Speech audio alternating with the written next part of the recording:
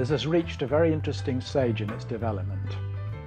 The little kids of 12 and 13 years ago have grown up, as they do, and many amongst them have become arts graduates and young professionals in their own right.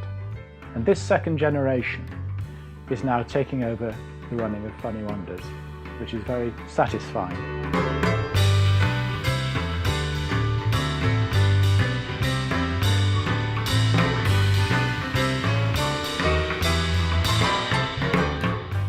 Funny Wonders promotes participation by people of all ages, all abilities, all achievements.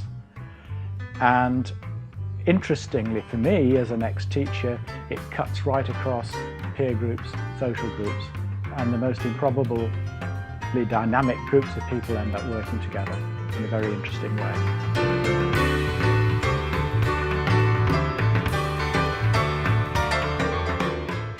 This way of working, whereby we use music and visual arts all together to develop our story, has come under the acronym MIST, which stands for Music in Shadow Theatre. Our current production is based on the traditional Japanese tale Urashima Taro, an interpretation of an ancient Japanese tale in which a young boy named Urashima journeys to the bottom of the ocean.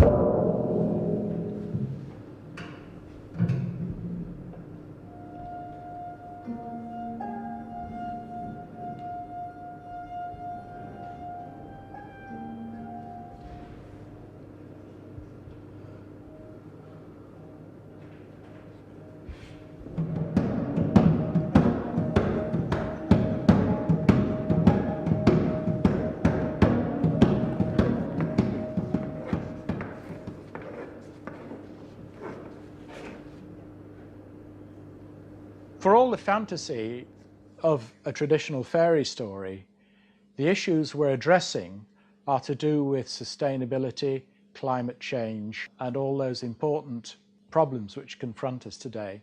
And interestingly, while enjoying the show for its own sake, the students who've watched the show in local schools have understood very clearly the issues and points being raised and have discussed it afterwards with members of staff.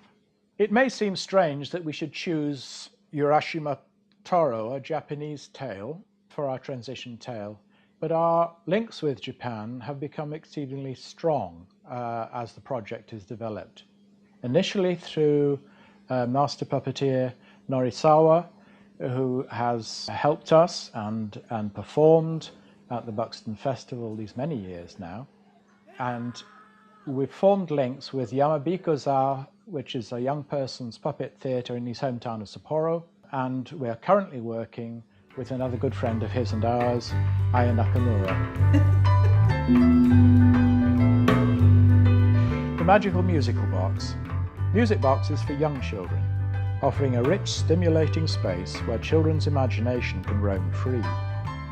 It unlocks the doors of creativity by using puppets and props, music and song, movement and storytelling. Most of all, having fun. A Year and a Day is a show based on Edward Lear's poem The Owl and the Pussycat, who, you may remember, memorably sailed away for a year and a day in their beautiful pea-green boat. The show is bookended, if you like, by a traditional puppet theatre version of the poem, and the students took over the entire centre of the story to devise the story of where they went, what they did and what happened to the Owl and the Pussycat during that year and a day. The Recycled Instrument Workshop, our own music workshop based on turning rubbish into musical instruments. This workshop gives people instrument building and playing experience, and it provides an introduction to music from other cultures. So most of these items, as you can see, we've either found and just used as they are, or found them and done a little bit of adaptation, and they've become instruments. And I think they've become instruments mainly because we've played them as instruments, not because they sound amazing or sound perfect or beautiful. We've just played them in the context of music and a performance, and you assume they're instruments, and they work as instruments. So it doesn't take a lot to make something a piece of rubbish into a musical instrument.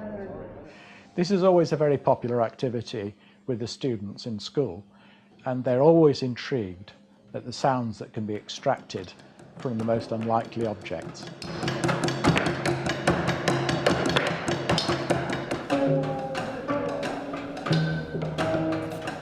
This is very much in keeping with the work we've done with the transition movement, whereby there is no such thing as rubbish anymore, and from a puppetry point of view, there is no such thing as an inanimate object either.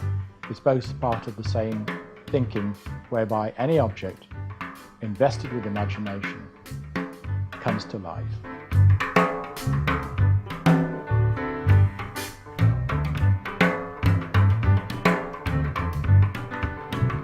As the musicians can extract any sound from any object, Aya manages a similar magic process. At any time, the students may find themselves playing with sound, playing with objects, playing a game, but it is all part of the creative process, and it's all theatre.